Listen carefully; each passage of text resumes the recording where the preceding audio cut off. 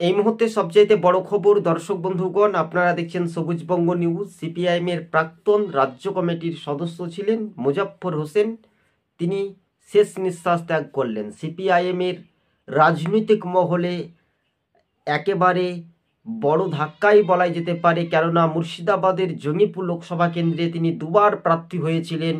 শেষ পর্যন্ত তিনি এই লড়াকু নেতা বলাই যেতে পারে মোজাফফর হোসেন।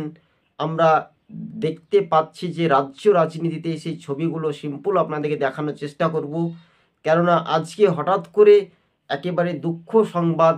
তাই এই দুঃখ সংবাদ তার আত্মার প্রতি এবং সমবেদনা জানাচ্ছি।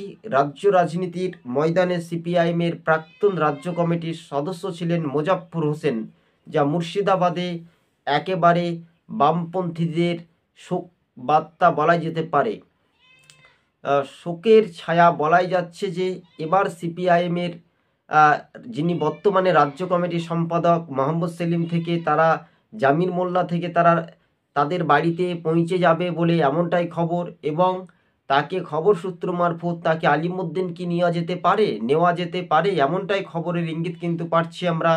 তবে দর্শক বন্ধুগণ, প্রথম থেকে শেষ পর্যন্ত দেখবেন। আর চ্যানেলে নতুন হলে অবশ্যই সাবস্ক্রাইব করে সঙ্গে থাকবেন।